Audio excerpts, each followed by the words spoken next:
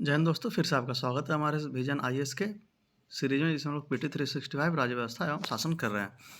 तो यह हमारा 5वां वीडियो लेक्चर होगा। उम्मीद है आप लोगों ने पहले के 4 वीडियो लेक्चर देखे होंगे। अगर नहीं देखे हैं तो जाइए, लिंक मैं डिस्क्रिप्शन बॉक्स में डाल दूंगा, आप लोग जाइए चेक कीजिए। आप लोग चैनल पर जाकर प्लेलिस्ट में भी चेक कर सकते हैं, वहाँ पर कई सारे सीरीज आपके लिए बनाए हुए हैं, जिसमें घटना चक्र है, जैसे पॉलिटी का, बिहार स्पेशल का या हिस्ट्री का और करेंट अफेयर का। ऐसा ही घटना चक्र बनाए हुए हैं जो आप लोग के लिए लाभदायक है। तो इसमें हम लोग कई सारे टॉपिक देख रहे थे। तो आज हमारा 5वां वीडियो लेक्चर है। तो आज हम लोग यहाँ न्यायपालिका का 6वां टॉपिक देखेंगे, विधिक सेवा प्राधिकरण, लीगल सर्विस अथॉरिटी DLSA। तो आज हम लोग यह देखेंगे, क्योंकि इससे पहले के सारे टॉपिक हम लोगों ने पहले के वीडियो लेक्चर में देख लिए हैं। तो अगर आप लोगों ने नहीं देखा है तो जाइए आप लोग देख लीजिए और अपने रिवीजन को और अच्छा कीजिए। तो यह हमारा टॉपिक आ गया, 6वां टॉपिक, विधिक सेवा प्राधिकरण, लीगल सर्विस अथॉरिटी DLSAs। तो मैं वीडियो शुरू करने से पहले यही आपसे अनुरोध करूँगा कि अगर आप लोग हमारे चैनल पर नए हैं और अभी तक हमारे चैनल को सब्सक्राइब नहीं किया तो प्लीज़ प्लीज़ प्लीज़ इसे सब्सक्राइब करके हमें सपोर्ट करें। कमेंट बॉक्स में ज़रूर लिखिएगा कि आपको यह वीडियो कैसा लगा। इसमें अगर कोई सुझाव आपको देना होगा तो प्लीज़ प्लीज़ आप लोग सुझाव दे सकते हैं। आप लोग बिल्कुल इसके लिए फ्री हैं। और वीडियो को ज़्यादा से ज़्यादा शेयर कीजिए, लाइक करके हमें सपोर्ट कीजिए और दिखाइए कि आप लोग इस वीडियो को कितना पसंद कर रहे हैं। तो आइए शुरू करते हैं। विधिक सेवा प्राधिकरण, लीगल सर्विस अथॉरिटीज DLSAs। तो यह सुर्खियों में क्यों रहा? तो हाल ही में अखिल भारतीय जिला विधिक सेवा प्राधिकरण DLSA की पहली बैठक में प्रधानमंत्री ने न्यायपालिका से विचाराधीन कैदियों की रिहाई में तेजी लाने का आग्रह किया है। तो यह न्यूज़ में इसलिए आ गया क्योंकि यहाँ पे प्रधानमंत्री ने यह संज्ञान लिया है कि जो भी विचाराधीन कैदी है उसे रिहा करने की प्रक्रिया तेज किया जाए। फिर विधिक सेवा प्राधिकरण अधिनियम 1987 के बारे में, मतलब यह है क्या? यह कानून समान विशेषताओं वाले एक राष्ट्रव्यापी नेटवर्क को स्थापित करने के लिए बनाया गया था, ताकि कमज़ोर वर्ग को निःशुल्क और बेहतर कानूनी सेवा प्रदान की जा सके।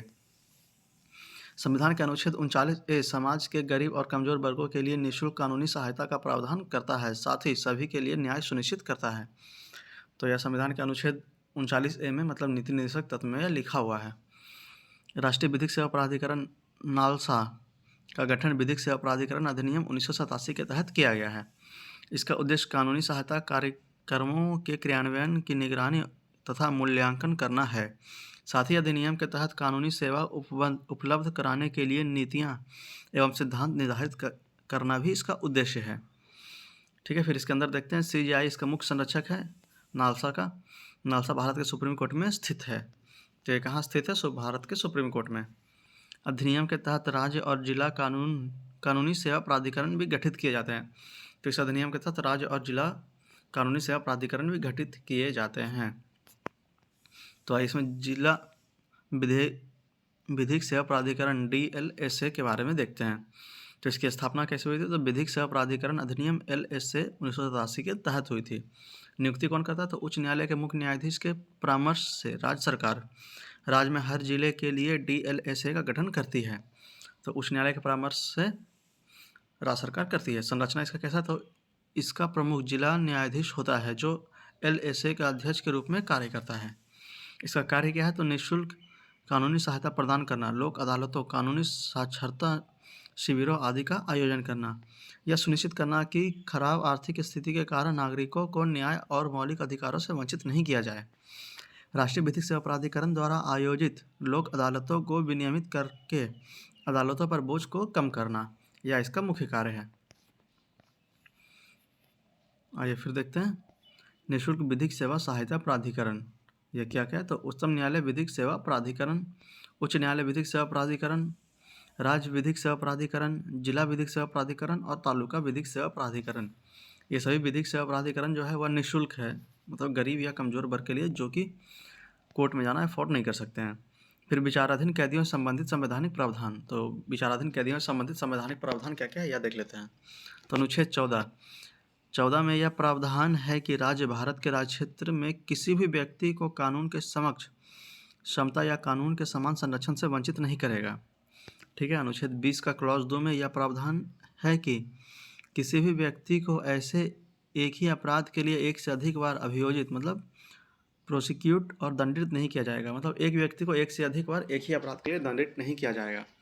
अनुच्छेद 21 में अनुच्छेद 21 के तहत जीवन और व्यक्तिगत स्वतंत्रता की गारंटी देने वाले मौलिक अधिकार में त्वरित सुनवाई का अधिकार भी शामिल है। अनुच्छेद 32 निर्देश निर्देश देता है कि गिरफ्तार किए गए किसी भी व्यक्ति को अपने पसंद के वकील से परामर्श करने और अपना बचाव करने के अधिकार से वंचित नहीं किया जा सकता। अनुच्छेद 32 में यह दिया हुआ है। फिर अनुच्छेद 22 में, अनुच्छेद 32 और अनुच्छेद 226 में दिया हुआ है, घोषित करता है कि कोई भी अभियुक्ति जिसे त्वरित सुनवाई के अधिकार से वंचित किया गया है वह इस तरह के अधिकार को लागू करवाने के उद्देश्य से क्रमशः सुप्रीम कोर्ट और हाई कोर्ट जाने का हकदार है। फिर अनुच्छेद 39A समाज के गरीब और कमज़ोर वर्गों को निःशुल्क कानूनी सहायता प्रदान करता है एवं सभी के लिए न्याय सुनिश्चित करता है।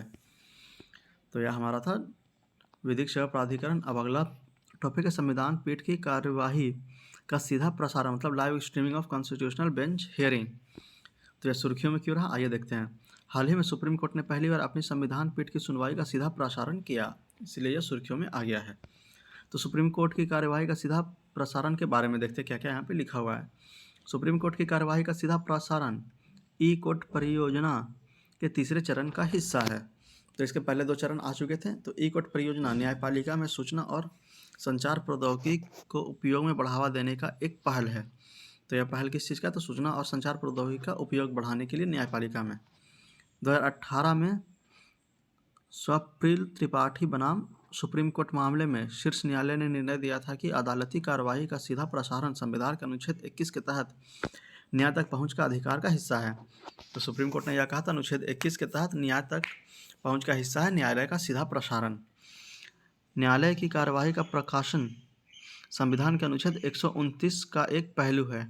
इस अनुच्छेद के अनुसार सुप्रीम कोर्ट अभिलेख न्यायालय कोर्ट ऑफ रिकॉर्ड है। वर्तमान में 6 हाई कोर्ट हैं। 6 हाई कोर्ट मतलब गुजरात, उड़ीसा, कर्नाटक, झारखंड, पटना और मध्य प्रदेश अपने यूट्यूब चैनल के माध्यम से अदालती कार्रवाई का सीधा प्रसारण करता है। तो वर्तमान में कौन सा हाई कोर्ट है, अगर ऐसा पूछा जाए तो ध्यान रखिएगा, गुजरात है, उड़ीसा है, कर्नाटक है, बिहार, झारखंड है, पटना है और मध्य प्रदेश है। यहाँ पर देख लेते हैं क्या आप जानते हैं में क्या लिखा हुआ है। गुजरात हाई कोर्ट अदालती कार्यवाही को लाइव स्ट्रीम या सीधा प्रसारण करने वाला पहला उच्च न्यायालय है। इसके बाद कर्नाटक हाई कोर्ट ने इस प्रक्रिया को अपनाया था। तो यहाँ पर ध्यान रखिएगा, गुजरात पहला हाई कोर्ट है जो इस तरह के प्रक्रिया को अपनाया था। न्यायपालिका को अधिक कुशल और सुलभ बनाने के लिए अन्य मंच, कौन कौन से अन्य मंच है देख लेते हैं। सुपेस, SUPSE, सुपेस न्यायालय की दक्षता में सहायता के लिए सुप्रीम कोर्ट का पोर्टल, मतलब supreme courts portal for assistance in courts efficiency. यह कृत्रिम बुद्धिमत्ता AI आधारित उपकरण है जो प्रासंगिक तथ्यों और कानूनों को एकत्र करता है तथा उन्हें न्यायाधीश को उपलब्ध कराता है। यह एक AI है, मतलब सॉफ्टवेयर एक तरह का। SUVAAS, सुभाष, यह सुप्रीम कोर्ट के निर्णयों का स्थानीय भाषाओं में अनुवाद करने के लिए AI आधारित उपकरण है, मतलब इसमें स्थानीय भाषा में निर्णय दिया जाता है सुप्रीम कोर्ट का। फास्टर प्रणाली, इलेक्ट्रॉनिक रिकॉर्ड का तेज और सुरक्षित ट्रांसमिशन, मतलब fast and secure transmission of electronic records, faster system. इसके चलते अदालत में मिली जमानत आदेशों की प्रमाणित हार्ड कॉपी तुरंत जेल में पहुंच जाएगी। अब जमानत मिलने के बाद विचाराधीन कैदियों को सलाखों के पीछे और अतिरिक्त दिनों का इंतजार नहीं करना पड़ेगा। ये फास्टर का रिकॉर्ड है। फिर fast track special court, FTSC का गठन केंद्रीय प्रायोजित योजना के तहत किया जाता है। यह बलात्कार के साथ साथ लैंगिक अपराध से बालकों का संरक्षण, पॉस्को अधिनियम से संबंधित मामलों की सुनवाई करता है। ठीक है। फिर ई कोर्ट परियोजना के तहत शुरू की गई 4 नई पहलें। तो कौन सी 4 नई पहलें ई कोर्ट के तहत देखते हैं।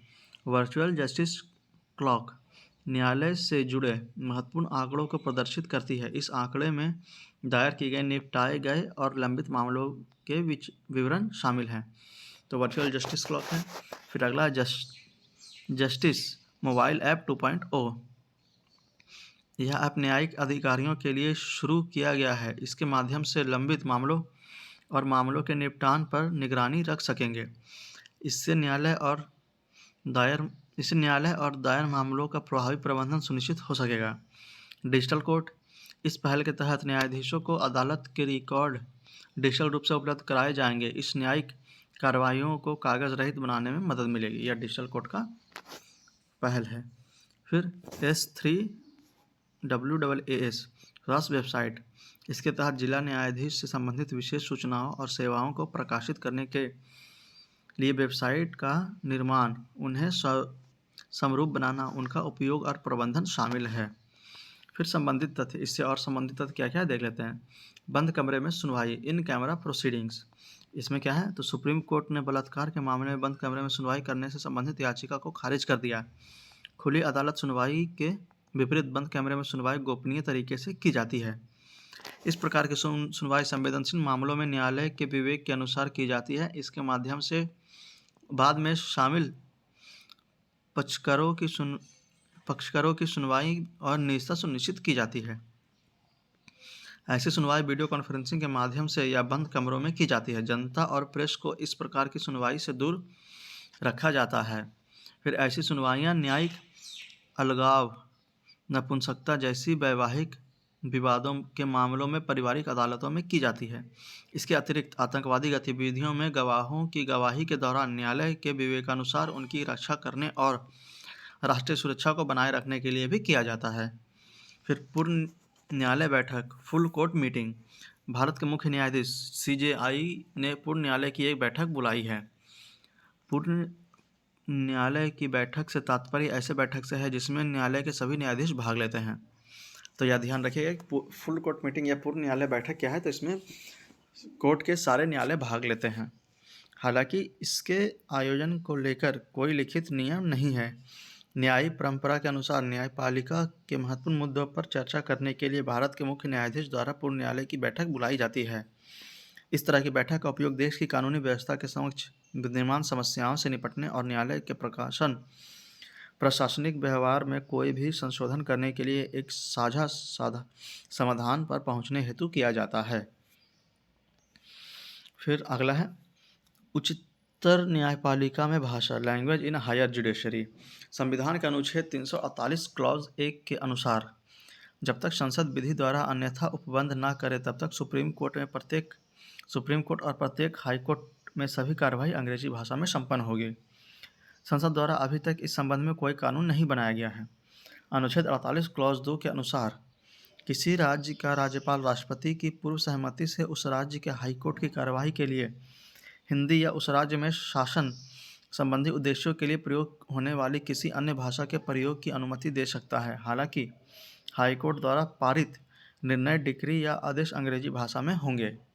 तो यह भाषा से संबंधित था, जो कि अनुच्छेद 348 के तहत किया गया है। फिर अन्य महत्वपूर्ण सुर्खियाँ, अदर इम्पॉर्टेंट न्यूज़, जो कि पिछले 1 साल के दौरान चर्चा में थे। तो टेली लॉ सेवा, यह क्या है तो न्याय विभाग और नालसा ने कानूनी सेवाओं के एकीकृत वितरण पर एक समझौता ज्ञापन पर हस्ताक्षर किया है। इस समझौते के अनुसार नालसा प्रत्येक जिले में केवल टेली लॉ कार्यक्रम के लिए 700 वकीलों की सेवाएं प्रदान करेगा। पैनल में शामिल किए गए वकील रेफरल वकीलों के रूप में भी काम करेंगे। ये मुकदमेबाजी से पहले के चरण में विवाद से बचने में सहायता करेंगे। साथ ही ये विवाद समाधान तंत्र को भी मजबूत करेंगे। टेली लॉ पहल 2017 में विधिक और न्यायिक मंत्रालय के अंतर्गत न्याय विभाग में शुरू की गई थी। यह पहल एक विश्वसनीय और कुशल ई इंटरफेस प्रदान करती है। यह मुकदमेबाजी से पहले विवाद समाधान के उपाय भी सुझाती है। टेली लॉ पहल कानूनी मदद मांगने वाली हाशिए पर रहे लोगों को कानूनी सहायता से अधिक महत्व देती है। यह 1 लाख ग्राम पंचायतों में कॉमन सर्विस सेंटर CSC में उपलब्ध टेली या वीडियो कॉन्फ्रेंसिंग अवसंरचना का प्रयोग करती है। इस CSC के माध्यम से यह पहल पैनल में शामिल वकीलों द्वारा लोगों को कानूनी सलाह उपलब्ध कराती है। तो इसमें मतलब बेसिकली है कि गरीब और वंचित वर्ग को टेली लॉ सेवा के हिसाब से मतलब वीडियो कॉन्फ्रेंसिंग की सहायता से उन्हें न्याय दिलाने की कोशिश की जाती है। अगला है ब्रॉडकास्ट सेवा पोर्टल। यह अलग अलग प्रकार के लाइसेंस, अनुमतियों, पंजीकरण आदि के लिए ब्रॉडकास्ट के आवेदनों की त्वरित फाइलिंग और प्रोसेसिंग हेतु एक ऑनलाइन पोर्टल सॉल्यूशन है। इसे सूचना और प्रसारण मंत्री द्वारा शुरू किया गया। यह एक सरल और उपयोगकर्ता अनुकूल वेब पोर्टल है। यह ब्रॉडकास्ट को एंड टू एंड समाधान प्रदान करता है। साथ ही यह संबंधित परितंत्र में पारदर्शिता और जवाबदेही भी सुनिश्चित करता है। इससे आवेदनों से संबंधित संपूर्ण कार्यवाहियों को पूरा करने में लगने वाले समय में कमी आएगी। साथ ही यह आवेदकों को अपने आवेदनों से संबंधित प्रगति को ट्रैक करने में भी सहायता प्रदान करेगा। ठीक है, फिर अगला है शारीरिक स्वायत्तता और अखंडता, मतलब बॉडीली ऑटोनॉमी एंड इंटीग्रिटी। यह न्यूज़ में क्यों आया, आइए देखते हैं। हाल ही में सुप्रीम कोर्ट ने निर्णय दिया कि किसी भी व्यक्ति को टीकाकरण के लिए मजबूर नहीं किया जा सकता, क्योंकि संविधान के अनुच्छेद 21 के तहत शारीरिक स्वायत्तता और अखंडता की रक्षा भी सुनिश्चित की गई है। तो यह टीकाकरण से बेसिकली रिलेटेड है कि किसी को ज़बरदस्ती टीकाकरण नहीं किया जाएगा। न्यायालय ने यह भी कहा कि सरकार लोक स्वास्थ्य हितों के लिए व्यक्तिगत अधिकारों पर प्रतिबंध लगा सकता है। हालांकि यह प्रतिबंध सुप्रीम कोर्ट द्वारा पुट्टास्वामी निर्णय के न्यायाधीन 3 आवश्यकताओं को पूरा करने वाले होने चाहिए। ये आवश्यकताएं कौन कौन है? तो यह है वैधानिकता, वैध आवश्यकता और अनुपातिकता। शारीरिक स्वायत्तता और अखंडता बच्चों सहित प्रत्येक मनुष्य का अपने शरीर की स्वायत्तता और आत्मनिर्णय का अधिकार है। सहमति के बिना शरीर में अनुचित हस्तक्षेप इसका उल्लंघन करता है। फिर अगला टॉपिक है सीलबंद आवरण न्यायशास्त्र, सील्ड कवर जूरिस्प्रूडेंस। यह सुप्रीम कोर्ट और निचली अदालतों द्वारा उपयोग की जाने वाली एक प्रथा है। इस तरह सरकारी एजेंसियों से सीलबंद लिफाफों में सूचना मांगी या स्वीकार की जाती है। इससे सूचना तक केवल न्यायाधीशों की ही पहुंच हो सकती है। कोई विशेष कानून इस सीलबंद आवरण के सिद्धांत को परिभाषित नहीं कर सकता। इसकी आवश्यकता क्यों पड़ी? तो देखते हैं। लैंगिक उत्पीड़न या बाल शोषण के पीड़ितों की गरिमा की रक्षा करना, सुरक्षा के अभाव में उनका भावी जीवन प्रभावी हो सकता है। यदि मामला शासकीय गुप्त बात अधिनियम से संबंधित हो, वर्तमान में चल रही किसी जांच को सुरक्षित करने हेतु, इसलिए इसका उपयोग किया जाता है। फिर अगला है ट्रांजिट अग्रिम जमानत, मतलब transit anticipatory bail, TAB। Mumbai high court ने ट्रांजिट अग्रिम जमानत के मुद्दे पर सुनवाई के लिए एक मामले को अपनी बड़ी पीठ को भेजा। TAB की मांग सामान्यतः तब की जाती है जब किसी व्यक्ति के खिलाफ किसी ऐसे राज्य में मामला दर्ज किया गया हो या होने की संभावना हो जो उस राज्य से अलग है, जिसमें उसे गिरफ्तार किए जाने की संभावना है। ट्रांजिट जमानत का उद्देश्य किसी व्यक्ति को जमानत प्रदान करना है। इससे वह उस राज्य में उपयुक्त अदालत के संपर्क कर सकेगा जहां अग्रिम जमानत के लिए मामला दायर किया गया है। TAB को दंडित प्रक्रिया संहिता CRPC के तहत परिभाषित या उल्लेखित नहीं किया गया है। CRPC की धारा 348 गिरफ्तारी की आशंका वाले व्यक्ति को जमानत प्रदान करने का प्रावधान करती है। फिर अगला टॉपिक है संविधान पीठ, मतलब कॉन्स्टिट्यूशन बेंच। हाल ही में CJI ने आश्वासन दिया था कि सुप्रीम कोर्ट में कम से कम एक संविधान पीठ पूरे वर्ष कार्य करेगी। वर्तमान में सुप्रीम कोर्ट के संविधान पीठ के समक्ष कुल 492 मामले लंबित हैं। इसमें कानून और संविधान की व्याख्या के प्रश्नों से जुड़े 53 मुख्य मामले भी शामिल हैं। संविधान की पीठ सुप्रीम कोर्ट की एक पीठ होती है। इसमें 5 या अधिक न्यायाधीश किसी मामले की सुनवाई करते हैं। वर्तमान में इसका गठन आवश्यकता पड़ने पर भारत के मुख्य न्यायाधीश द्वारा अस्थायी आधार पर किया जाता है। संविधान पीठ के गठन केवल तभी किया जाता है जब निम्नलिखित में से एक या अधिक परिस्थितियां मौजूद हो। तो कौन कौन सी परिस्थिति, आइए देखते हैं। संविधान का अनुच्छेद 143, जब किसी मामले में संविधान की व्याख्या से संबंधित कानून का कोई महत्वपूर्ण प्रश्न शामिल हो। अनुच्छेद 145 क्लॉज 3, जब भारत के राष्ट्रपति अनुच्छेद 143 के तहत किसी तथ्य या कानून के प्रश्न पर सुप्रीम कोर्ट से राय मांगे। जब सुप्रीम कोर्ट की 2 या 3 न्यायाधीश वाली पीठ कानून के समान प्रश्न पर परस्पर विरोधी निर्णय देती है, तब एक बड़ी पीठ द्वारा अंतिम निर्णय देना आवश्यक हो जाता है। जब 3 न्यायाधीशों की पीठ द्वारा दिए गए किसी निर्णय पर बाद में तीन न्यायाधीशों की एक अन्य पीठ संदेह व्यक्त करती है, तब वह पहली पीठ के फैसले पर पुनर्विचार के लिए मामले को एक बड़ी पीठ को भेजने का निर्णय लेती है। फिर उपचारकता याचिका मतलब क्यूरेटिव पिटिशन। यह न्यूज़ में क्यों आया? तो केंद्र सरकार ने सुप्रीम कोर्ट को सूचित किया कि वह भोपाल गैस त्रासदी के पीड़ितों को दी जाने वाली मुआवजा राशि में वृद्धि की मांग करने वाली उपचारकता याचिका पर विचार करेगी। उपचारिकता याचिका उस व्यक्ति के लिए उपलब्ध या अंतिम संवैधानिक उपाय है जिसका पूर्वाविचार याचिका को न्यायालय ने खारिज कर दिया। उपचारिकता याचिका का संविधान में कोई उल्लेख नहीं है। यह अवधारणा सुप्रीम कोर्ट ने रूपा अशोक हुर्रा बनाम अशोक हुर्रा और अन्य वाद में दी थी। पुनर्विचार याचिका का उल्लेख संविधान के अनुच्छेद 137 के तहत किया गया है। यह अनुच्छेद सुप्रीम कोर्ट को अपने दिए गए किसी भी फैसले या आदेश की समीक्षा करने या अधिकार देने में देता है ताकि न्यायालय की विफलता को रोका जा सके। फिर अगला न्यूज़ है खंडित निर्णय, स्प्लिट वर्डिक्ट। सुप्रीम कोर्ट ने कर्नाटक हिजाब प्रतिबंध मामले में खंडित निर्णय दिया है। जब किसी मामले में पीठ सर्वसम्मति से अथवा बहुत से निर्णय नहीं ले पाती तो उस स्थिति में खंडित निर्णय दिया जाता है। आमतौर पर महत्वपूर्ण मामले के लिए न्यायाधीश की विषम संख्या 3, 5, 7 आदि में पीठों का गठन होता है।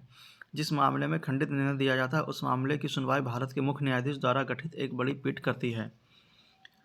अगला टॉपिक है पूर्व न्याय या प्रांग न्याय मतलब री जुडिशिया का सिद्धांत। सुप्रीम कोर्ट ने माना कि पूर्व न्याय का सिद्धांत न केवल अलग अलग पश्चातवर्ती कार्यवाहियों में बल्कि उन्हीं कार्यवाहियों के बाद के चरण में भी लागू हो सकता है। पूर्व न्याय से तात्पर्य किसी निर्मित या जज मामले से है। इस सिद्धांत के अनुसार एक बार गुण दोष के आधार पर निर्णय दिए जाने के बाद कार्रवाई का कारण कॉज ऑफ एक्शन के आधार पर फिर से मुकदमा नहीं चलाया जा सकता। यह मुकदमेबाजी को अंतिम रूप देता है, साथ ही पक्षकारों को एक ही मामले के कारण 2 बार परेशान होने से बचाता है। इसे सिविल प्रक्रिया संहिता की धारा 11 के तहत परिभाषित किया गया है। अगला टॉपिक है तत्व और सार का सिद्धांत, doctrine of pith and substance. तत्व का अर्थ है यथार्थ प्रकृति या किसी वस्तु की वास्तविक प्रकृति और सार का अर्थ है किसी चीज़ का सबसे महत्वपूर्ण और आवश्यक भाग। इसमें कहा गया है कि जहाँ यह निर्धारित करने का प्रश्न उठता है कि क्या कोई विशेष कानून किसी विशेष विषय, एक सूची या किसी अन्य में उल्लेखित से संबंधित है तो न्यायालय मामले के सार को देखता है। इस प्रकार यदि सार संघ सूची के अंतर्गत आता है तो राज्य सूची को कानून द्वारा उसका आकस्मिक अतिक्रमण से इसे अमान्य नहीं बनाता है। सुप्रीम कोर्ट ने कलकत्ता गैस कंपनी वाद 1962, इंडिया सीमेंट लिमिटेड बनाम तमिलनाडु राज्यवाद 1990, जिलूभाई नानभाई खाचर वाद 1994 आदि जैसे विभिन्न वादों में तत्व और सार के सिद्धांत का उल्लेख किया है। कोई विधि जिस सूची के अंतर्गत आती है उस सूची का निर्धारण करने के उद्देश्य से उस विधि की वास्तविक प्रकृति और चरित्र को अभिनिश्चित किया जाना आवश्यक है। फिर अगला टॉपिक है छद्म कानून का सिद्धांत मतलब डॉक्ट्रिन ऑफ कलरेबल लेजिस्लेशन। यह सिद्धांत इस कहावत पर आधारित है कि जो प्रत्यक्ष रूप से नहीं किया जा सकता वह परोक्ष रूप से भी नहीं किया जा सकता। यह इस धारणा को दर्शाता है कि कानून का उपयोग उन शक्तियों के छद्मवेश या उसकी आड़ में नहीं किया जा सकता जिसे एक निर्दिष्ट उद्देश्य के लिए प्रदान किया गया था। यदि इसे किसी अन्य उद्देश्य के लिए उपयोग किया जाता है तो यह अन्यथा मान्य नहीं होगा। इसे शक्ति पृथक्करण के सिद्धांत के आधार पर निर्णय किया गया है। यह भारतीय कानून के किसी भी गैर न्यायोचित या कपटपूर्ण उपयोग से वंचित हेतु संवैधानिक प्रावधानों की व्याख्या करने के लिए सुप्रीम कोर्ट द्वारा निर्मित एवं लागू किया गया उपकरण है। बालाजी बनाम मैसूर राज्यवाद में सुप्रीम कोर्ट ने कहा कि पिछड़े वर्गों के छात्रों के लिए 68% सीटें आरक्षित करने का आदेश अनुच्छेद 15 का क्लॉज 4 के तहत प्रावधान की आड़ में अनुच्छेद 14 का उल्लंघन है। फिर अगला टॉपिक है भारत का विधि आयोग मतलब लॉ कमीशन ऑफ इंडिया। यह न्यूज़ में क्यों आ गया? तो केंद्र ने न्यायमूर्ति सेवानिवृत्त धितुराज अवस्थी की अध्यक्षता में भारत के 22वें विधि आयोग का गठन किया है, इसलिए यह न्यूज़ में आ गया। तो यहाँ पर ध्यान रखना है नाम ऋतुराज अवस्थी और 22वां विधि आयोग।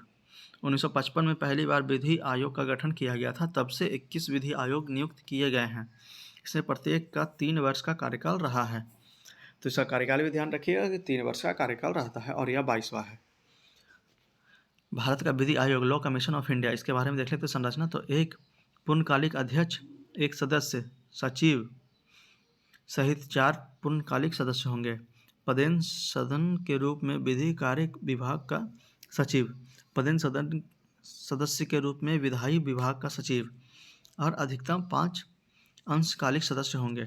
इसका कार्य क्या होगा? तो मौजूदा कानून की व्यापक और महत्वपूर्ण जांच करना, यदि विधि और न्याय मंत्रालय के लिए एक सलाहकार निकाय है। फिर अगला होगा ग्राम न्यायालय, मतलब ग्राम न्यायालय GNS। तो यह न्यूज़ में क्यों आ गया? तो सुप्रीम कोर्ट ने 2019 की एक याचिका पर सभी हाई कोर्ट से जवाब मांगा कि इस याचिका में केंद्र और सभी राज्यों को ग्राम न्यायालय स्थापित करने के लिए निर्देश देने की मांग की गई है। तो इसलिए यह चर्चा में आ गया। दिसंबर 2021 तक 15 राज्यों ने 476 ग्राम न्यायालय अधिसूचित किए थे। वर्तमान में 10 राज्यों में 256 ग्राम न्यायालय क्रियाशील हैं। तो ग्राम न्यायालय के बारे में यहाँ पे लिखा हुआ है। विधि आयोग ने अपने 114वें रिपोर्ट में ग्राम न्यायालय की स्थापना का सुझाव दिया था। 2008 में संसद ने ग्राम न्यायालय अधिनियम पारित किया था। तो यह अधिनियम 2008 में पारित किया गया था और विधि न्यायालय ने 114वें रिपोर्ट में ग्राम न्यायालय की बात की थी। यहाँ पे इसकी मुख्य विशेषता क्या क्या देख लेते हैं। ग्राम न्यायालय आपराधिक मामले, सिविल सूट, दावों या विवादों की सुनवाई कर सकेंगे। यह मध्यवर्ती पंचायत स्तर पर ग्राम न्यायालय की स्थापना का प्रावधान करता है। ग्राम न्यायालय उच्च न्यायालय द्वारा बनाए गए किसी भी नियम के अधीन प्राकृतिक न्यायालय के सिद्धांत द्वारा निर्देशित होंगे। उच्च न्यायालय के परामर्श से राज्य सरकार प्रत्येक ग्राम न्यायालय के लिए एक न्यायाधिकारी की नियुक्ति करेगा। ग्राम न्यायालय सक्षम साक्ष्य अधिनियम 1897 में प्रदान किए गए साक्ष्य संबंधी नियमों से बंधे नहीं होंगे। तो यह सभी ग्राम न्यायालय की मुख्य विशेषताएं थी। अगला टॉपिक है नार्कोटेक या नार्को टेस्ट। नार्को या नार्को एनालिसिस टेस्ट में सोडियम पेंटोथल नामक दवा को आरोपी के शरीर में इंजेक्ट किया जाता है या उसे एक कृत्रिम निद्रावस्था या अचेतन अवस्था में ले जाती है। सोडियम पेंटोथल या सोडियम थियोपेंटल एक जल्द असर करने वाली तथा कम अवधि की एनेस्थेटिक, चेतना शून्य करने वाली औषधि है। यह दवाओं की बार्बिट्यूरेट वर्ग से संबंधित है। यह एनेस्थेटिक अवसादन औषधि के रूप में केंद्रीय तंत्र पर प्रभाव डालती है। सुप्रीम कोर्ट शैली बनाम कर्नाटक राज्यवाद के अनुसार किसी व्यक्ति पर नार्को एनालिसिस, पॉलीग्राफ और ब्रेन मैपिंग टेस्ट उसकी सहमति के बिना जबरदस्ती नहीं किया जा सकता। साथ ही केवल इन परिस्थितियों के नतीजों को सबूत के तौर पर स्वीकार नहीं किया जा सकता। यह सुप्रीम कोर्ट का निर्णय था। अगला टॉपिक है राष्ट्रीय स्वचालित फिंगरप्रिंट पहचान प्रणाली NAFIS। हाल ही में गृह मंत्रालय ने राष्ट्रीय स्वचालित फिंगरप्रिंट पहचान प्रणाली NAFIS की शुरुआत की। NAFIS अपराधियों की उंगलियों के निशान की खोज का एक देशव्यापी डेटाबेस है, इसलिए यह न्यूज़ में आ गया। इसे राष्ट्रीय अपराध रिकॉर्ड ब्यूरो NCRB ने विकसित किया है। यह प्रणाली मामलों के त्वरित और आसान निपटान में मदद करेगी। इसके तहत किसी अपराध के लिए गिरफ्तार किए गए प्रत्येक अपराधी को एक 10 अंकीय विशेष नेशनल फिंगरप्रिंटिंग नंबर NFN प्रदान किया जाएगा। किसी अपराधी के लिए इस विशेष ID का उपयोग जीवन पर्यंत किया जा सकता है। इसमें विभिन्न FIR के तहत दर्ज विभिन्न अपराधों को एक ही NFN से जोड़ा जाएगा। अप्रैल 2022 में मध्य प्रदेश NAFIS के माध्यम से एक मृत व्यक्ति की पहचान करने वाला देश का पहला राज्य बन गया। तो यह मध्य प्रदेश है जो पहला राज्य था इस तरह की प्रणाली का उपयोग करने वाला। अगला टॉपिक है राष्ट्रीय कंपनी विधि अधिकार नेशनल कंपनी लॉ ट्रिब्यूनल। सरकार ने NCLT में 15 न्यायिक और तकनीकी सदस्यों की नियुक्ति की है। उन्हें 5 वर्ष की अवधि या 65 वर्ष की आयु प्राप्त करने तक जो भी पहले हो के लिए नियुक्त किया जाएगा। एनसीएलटी को कंपनी अधिनियम 2013 के तहत 2016 में स्थापित किया गया था। यह दिवाला और शोधन अक्षमता संहिता आईबीसी तथा कंपनी कानून से संबंधित मामलों पर निर्णय देता है। नई दिल्ली में इसकी मुख्य पीठ स्थित है। इसकी कुल 28 पीठें हैं, तो यह ध्यान रखिएगा कि इसकी कुल 28 पीठें हैं और इसकी मुख्य पीठ नई दिल्ली में स्थित है। Crime multi agency centre CRIMSC crime act. कई राज्यों और केंद्रशासित प्रदेशों में क्राइम एक्ट पर एक भी अलर्ट अपलोड नहीं किया गया। CRIMSC को 2020 में गृह मंत्री ने लॉन्च किया था। यह अलग अलग कानून प्रवर्तन एजेंसियों के साथ अपराध और अपराधियों के बारे में 24x7 जानकारी मतलब 24 घंटा जानकारी साझा करता है। साथ ही उनके बिना सूचना के निर्बाध प्रवाह को भी सुनिश्चित करता है। इसे राष्ट्रीय अपराध रिकॉर्ड ब्यूरो NCRB संचालित करता है। इसका उद्देश्य देश भर में अपराध की घटनाओं का शीघ्र पता लगाना और उनकी रोकथाम में मदद करना है। तो इस लास्ट टॉपिक के साथ यह पूरा का पूरा हेडिंग समाप्त होता है। अब अगला मेन हेडिंग शुरू होगा। चुनाव इलेक्शन संबंधित जो भी प्रमुख बातें रही हैं पिछले 1 साल में न्यूज़ में आया है वह यहाँ पे दिखेगा। तो इसमें पहला टॉपिक है दल बदल विरोधी कानून मतलब एंटी डिफेक्शन लॉ। तो सुर्खियों में यह क्यों रहा? तो महाराष्ट्र में राजनीतिक संकट से निर्वाचित अधिक विधायकों में दल बदलने से जुड़ी कानून पहलू पर वाद विवाद को फिर से शुरू कर दिया गया। तो यह इसलिए शुरू हो गया क्योंकि महाराष्ट्र में जो भी विधायक थे उन्होंने दल बदल किया है। तो दल बदल क्या है? तो दल बदल को किसी राजनीतिक दल का एक सदस्य दूसरे दल में जाने की प्रथा के रूप में परिभाषित किया जाता है। इसे आमतौर पर हॉर्स ट्रेडिंग भी कहा जाता है। उदाहरण के लिए लोकसभा में यदि पार्टी ए को सांसद पार्टी बी में शामिल हो जाता है तो यह कहा जाता है कि उन्होंने दल बदल किया है और इस प्रकार उनके विरुद्ध दल बदल विरोधी कार्यवाही के तहत कार्रवाई की जाएगी। फिर दल बदल विरोधी कानून के बारे में, तो इसके बारे में क्या क्या है? तो दल बदल विरोधी कानून उन विधायकों को आयोग ठहराने का प्रावधान करता है जो किसी राजनीतिक दल के टिकट पर चुने जाने के बाद स्वेच्छा से उस दल की सदस्यता छोड़ देती है। फिर इसमें क्या क्या कानून है? तो इसे 15वें संविधान संशोधन 1985 के माध्यम से 10वीं अनुसूची में शामिल किया गया था। दल बदल से उत्पन्न होने वाली अयोग्यता के संबंध में किसी भी प्रश्न का निर्णय सदन का पीठासीन अधिकारी करता है। सदन के पीठासीन अधिकारी को 10वीं अनुसूची के प्रावधानों को प्रभावी करने के लिए नियम बनाने का अधिकार है। फिर अयोग्यता का अधिकार क्या क्या है यह देखते हैं। किसी सदस्य की सदस्यता निम्नलिखित आधार पर समाप्त की जा सकती है। तो कौन कौन सा इसका है देखते हैं। यदि कोई सदस्य सदन में अपने राजनीतिक दल द्वारा जारी किसी निर्देश के विपरीत और दल की पूर्ण अनुमति प्राप्त किए बिना मतदान करता है या मतदान से अनुपस्थित रहता है या इस तरह के कृत्य को उस दल द्वारा 15 दिनों के भीतर माफ़ नहीं किया जाता। यदि मनोनीत सदस्य 6 महीने की समाप्ति के बाद किसी राजनीतिक दल में शामिल होता है। यदि निर्दलीय सदस्य किसी राजनीतिक दल में शामिल हो जाता है तो इन सभी मामलों पर अयोग्यता का अधिकार सिद्ध होता है। आइए इसके बारे में राष्ट्रीय दल का दर्जा किसे दिया जाता है यह देखते हैं। किसी राजनीतिक दल को एक राष्ट्रीय दल तब माना जाएगा यदि उस दल को 4 या अधिक राज्यों में मान्यता प्राप्त हो अथवा दल के उम्मीदवारों को पिछले लोकसभा या विधानसभा चुनाव में किन्हीं 4 या इससे अधिक राज्यों में पड़े कुल वैध मतों का कम से कम 6% प्राप्त हुआ हो। इसके अलावा उसने पिछले लोकसभा चुनाव में कम से कम 4 सीटें जीती हो या दल ने कम से कम 3 राज्यों में लोकसभा की कुल सीटों में से कम 2% सीटें जीती हो। वर्तमान में भारतीय चुनाव आयोग ने 8 राजनीतिक दलों को राष्ट्रीय दलों के रूप में मान्यता दी है। तो यह ध्यान रखिए कि वर्तमान में टोटल 8 राजनीतिक दल है जो कि राष्ट्रीय दल हैं।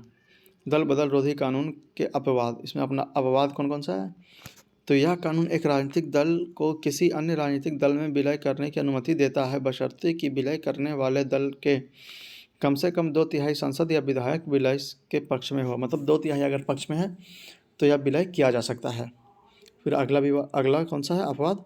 यदि कोई व्यक्ति लोकसभा के अध्यक्ष या राज्यसभा के सभापति के रूप में निर्वाचित होता है तो वह अपने दल से इस्तीफा दे सकता है। उस पद को छोड़ने के बाद वह उसी दल में फिर से शामिल हो सकता है। तो यदि कोई अध्यक्ष हो, लोकसभा अध्यक्ष या राज्यसभा के सभापति, तो अपने दल को छोड़ सकते हैं और फिर वह दल को शामिल कर सकते हैं। अगला टॉपिक है एक साथ चुनाव, मतलब सिमुल्टेनियस इलेक्शन। यह सुर्खियों में क्यों रहा, तो देखते हैं। संसद और विधानसभाओं के चुनाव एक साथ कराने के मुद्दे पर एक व्यवहारिक रोडमैप तथा फ्रेमवर्क तैयार करने की जिम्मेदारी विधि आयोग को सौंपी गई है। ठीक है, तो एक साथ चुनाव के बारे में, तो एक साथ चुनाव क्या होता है देख लेते हैं। एक साथ चुनाव करने का अर्थ भारतीय चुनाव चक्र को इस तरह से व्यवस्थित करना कि लोकसभा और राज्य विधानसभाओं के चुनाव एक साथ संपन्न हो जाएं। इस व्यवस्था के तहत एक विशेष निर्वाचन क्षेत्र में के मतदाता ही एक दिन लोकसभा और राज्य विधानसभाओं के लिए मतदान करेंगे। एक साथ चुनाव कराने का तात्पर्य यह नहीं है कि देश भर में लोकसभा और राज्य विधानसभाओं के लिए मतदान एक ही दिन होगा। इससे चरणबद्ध तरीके से आयोजित किया जा सकता है। साथ ही एक विशेष निर्वाचन क्षेत्र के मतदाता राज्य विधानसभा तथा लोकसभा दोनों के लिए एक ही दिन मतदान कर सकते हैं। तो इसका मतलब ये होगा कि एक ही बार में लोकसभा और विधानसभा दोनों का चुनाव चरणबद्ध तरीके से संपन्न किया जाए। एक साथ चुनाव की व्यवस्था 1967 तक जारी थी। हालांकि 1968 और 1969 में कुछ विधानसभाओं और 1970 में लोकसभा के विघटन के बाद इस व्यवस्था का क्रम टूट गया। इस प्रकार राज्य विधानसभाओं और लोकसभा के चुनाव अलग अलग आयोजित किए जाने लगे। बाद में 1983 में निर्वाचन आयोग द्वारा एक साथ चुनाव सिमुल्टेनियस इलेक्शन का विचार प्रस्तावित किया गया था। यह विधि आयोग और नीति आयोग द्वारा भी प्रस्तावित था तथा दिनेश गोस्वामी समिति ने भी इसकी सिफारिश की थी। तो इसके बारे में देख लेते हैं। एक साथ चुनाव कराने से जुड़े संवैधानिक प्रावधान। तो संविधान में क्या प्रावधान किए गए देखते हैं। अनुच्छेद 83, लोकसभा का कार्यकाल उसकी प्रथम बैठक अधिवेशन की तिथि से 5 वर्षों के लिए होगा और यह इससे अधिक नहीं होगा। अनुच्छेद 85 में कि राष्ट्रपति के पास केंद्रीय मंत्रिमंडल की सलाह पर लोकसभा का विघटन करने की शक्ति है। अनुच्छेद 172, किसी विधानसभाओं के कार्यकाल की अवधि 5 वर्ष होगी। अनुच्छेद 174 में है, राज्यपाल के पास राज्य मंत्रिमंडल की सलाह पर राज्य विधानसभा के विघटन करने की शक्ति है। तो यह सभी संवैधानिक प्रावधान है जो कि इसमें दिए गए हैं। तो यह टॉपिक यहीं पर समाप्त होता है। अगला टॉपिक है परिसीमन आयोग, मतलब डिलिमिटेशन कमीशन। तो यह सुर्खियों में क्यों रहा ये देखते हैं। हाल ही में जम्मू कश्मीर परिसीमन का कार्य संपन्न हुआ, इसलिए यह न्यूज़ में आ गया है क्योंकि जम्मू कश्मीर में परिसीमन का कार्य संपन्न हुआ है। इस परिसीमन आयोग का गठन केंद्र सरकार द्वारा 6 मार्च 2020 को किया गया था। इसे जम्मू कश्मीर में संसदीय एवं विधानसभा क्षेत्रों की सीमाओं को फिर से निर्धारित करने का कार्य सौंपा गया था। आयोग ने केंद्र शासित प्रदेश जम्मू और कश्मीर में विधानसभा सीटों की संख्या 83 से बढ़ाकर 90 करने का प्रस्ताव दिया है। इसके अलावा पाकिस्तान अधिकृत कश्मीर POK में 24 सीटें हैं जो रिक्त रहती है। फिर पूर्वोत्तर राज्य में परिसीमन। तो पूर्वोत्तर राज्य में परिसीमन का क्या प्रावधान देखते हैं। RPA 1950 की धारा 8A के तहत राष्ट्रपति 4 पूर्वोत्तर राज्यों में परिसीमन का कार्य करने का आदेश दे सकता है। ये 4 राज्य कौन कौन से, तो अरुणाचल प्रदेश, असम, मणिपुर और नागालैंड। उपयुक्त राज्यों में पिछले 51 वर्षों से परिसीमन कार्य नहीं किया गया। तो यह 4 राज्य ध्यान रखिएगा कौन कौन से, तो अरुणाचल प्रदेश, असम, मणिपुर और नागालैंड है। 2002 से 2008 के बीच संपन्न परिसीमन कार्य में पूर्वोत्तर के 4 राज्य असम, अरुणाचल प्रदेश, मणिपुर और नागालैंड को शामिल नहीं किया गया था। दोहरे की जनगणना का इस्तेमाल की आशंका के कारण इन राज्यों में परिसीमन कार्य नहीं किया गया था। तो परिसीमन इसलिए नहीं किया गया क्योंकि इन्हें शक था कि उनकी डेमोग्राफी कहीं चेंज ना हो जाए परिसीमन के बाद, क्योंकि यहाँ कई अवैध प्रवासी बसे हुए हैं। साथ ही 2020 के राष्ट्रपति के आदेश जिसमें उपयुक्त 4 राज्यों में भी परिसीमन करने की अनुमति दी गई थी, केवल जम्मू कश्मीर तक ही सीमित था। फिर देख लेते परिसीमन आयोग के बारे में। Delimitation commission. तो इसका गठन संविधान के अनुच्छेद 82 के तहत संसद प्रत्येक जनगणना के बाद एक परिसीमन अधिनियम पारित करती है। इसी अधिनियम के तहत परिसीमन आयोग का गठन किया जाता है। भारत में 1952, 1963, 1973 और 2002 में परिसीमन आयोग का गठन किया गया था। टोटल 4 बार परिसीमन आयोग का गठन किया गया भारत में। 2002 में 84वें संविधान संशोधन द्वारा लोकसभा और राज्य विधानसभाओं के परिसीमन की प्रक्रिया को कम से कम वर्ष 2026 तक रोक दिया गया था। तो यह कब रोका गया था? 2002 में 84वें संविधान संशोधन के तहत। संविधान के अनुच्छेद 170 के तहत राज्यों को भी प्रत्येक जनगणना के बाद परिसीमन अधिनियम के अनुसार प्रादेशिक निर्वाचन क्षेत्र में विभाजित किया जाता है। नियुक्ति कौन करता है इसका? तो परिसीमन आयोग को भारत के राष्ट्रपति द्वारा नियुक्त किया जाता है या भारतीय निर्वाचन आयोग के सहयोग से कार्य करता है। संरचना इसकी कैसी है? तो प्रत्येक संबंधित राज्य या संघ शासित प्रदेश के लिए 3 सदस्य अध्यक्ष के रूप में सुप्रीम कोर्ट के सेवारत या सेवानिवृत्त न्यायाधीश, मुख्य चुनाव आयुक्त सीईसी या सीईसी द्वारा नामित चुनाव आयुक्त, संबंधित राज्य मतलब संघ शासित प्रदेश के राज्य चुनाव आयुक्त। और क्या होगा इसका? तो जनसंख्या में परिवर्तन के अनुरूप प्रतिनिधित्व हेतु लोकसभा और विधानसभा निर्वाचन क्षेत्र की सीमा और पुनर्धारण करना, यह इसका कार्य था। तो अन्य संबंधित तथ्य देख लेते हैं। जम्मू और कश्मीर में मतदाता सूची, Jammu and Kashmir electoral rolls. Jammu Kashmir के मुख्य चुनाव अधिकारी सीईओ ने एक घोषणा की है। इसके अनुसार कोई भी व्यक्ति जो जम्मू कश्मीर के सामान्य रूप में रह रहा है वह लोक प्रतिनिधित्व अधिनियम 1951 आरपीए के प्रावधानों के अनुसार जम्मू कश्मीर मतदान के रूप में सूचीबद्ध हो सकता है। मतलब जो वहाँ रह रहा है वह जम्मू कश्मीर में मतदाता सूची में सूचीबद्ध अब हो सकता है। मतदाता सूची को अंतिम बार 2019 में जम्मू कश्मीर आरपीए 1957 के तहत संशोधित किया गया था। अनुच्छेद 370 के निरस्त होने के बाद यह कानून समाप्त हो गया है। जम्मू कश्मीर आरपीए 1957 के तहत केवल वहाँ के अस्थायी निवासी ही मतदाता के रूप में नाम दर्ज करने के लिए पात्र थे। तो पहले वहाँ के केवल अस्थायी निवासी ही मतदाता के रूप में पात्र थे, अब वहाँ जो भी रह रहा है वो सब मतदान कर सकता है। अब शेष भारत की तरह जम्मू कश्मीर में भी चुनाव लोक प्रतिनिधित्व अधिनियम 1951 के तहत आयोजित होंगे। अनुच्छेद 370 के समाप्त होने के बाद अब विधानसभा और संसदीय चुनाव के लिए एक ही मतदाता सूची होगी। सामान्य रूप से निवासी का निर्धारण किसी निर्वाचन क्षेत्र के निर्वाचक पंजीकरण अधिकारी द्वारा किया जाता है।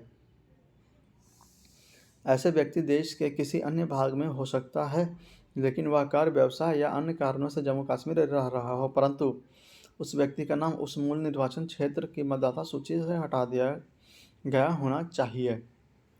फिर देखते हैं, जब अनुच्छेद 370 लागू था तब जम्मू कश्मीर में सामान्य रूप से रहने वाले लोग केवल संसदीय चुनाव में मतदान करने के पात्र थे।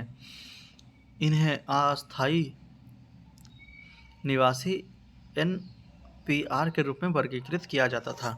तो जब 370 धारा लागू तो अनुच्छेद 370 लागू था तो वहाँ में निवास करने वाले निवासी अस्थायी निवासी के रूप में जाने जाते थे और वह केवल लोकसभा के लिए वोट करते थे।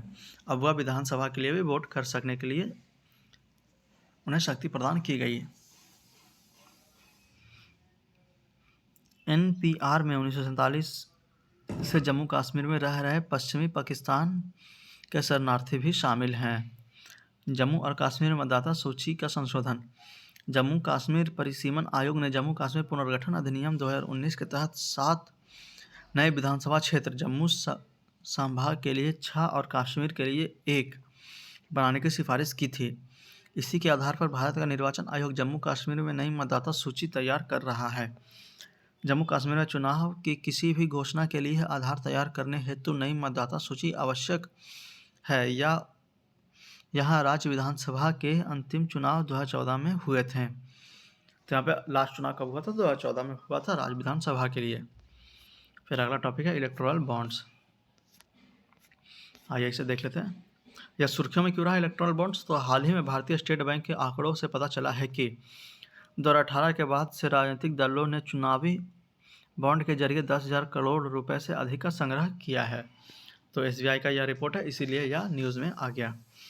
केंद्रीय बजट 2017-18 में ब्याज मुक्त लिखतों मतलब इंस्ट्रूमेंट के रूप में चुनावी बॉन्ड की घोषणा की गई थी। इसका उद्देश्य देश में राजनीतिक चंदे की व्यवस्था को साफ सुथरा बनाना था। चुनावी बॉन्ड शुरू करने के पीछे निम्नलिखित तर्क थे। तो यह चुनावी बॉन्ड शुरू करने से पीछे क्या क्या तर्क थे देखते हैं। राजनीतिक चंदे में नकदी के उपयोग को सीमित करना, फर्जी धोखाधड़ी करने वाले राजनीतिक दलों को बाहर करना और दानदाताओं को राजनीतिक उत्पीड़न से बचाना, काले धन पर अंकुश लगाना आदि। तो यह सभी इसके प्रमुख मुद्दे थे जिससे चुनावी बॉन्ड को स्टार्ट किया गया था। तो चुनावी बॉन्ड के बारे में यहाँ देख लेते हैं क्या क्या दिया हुआ है।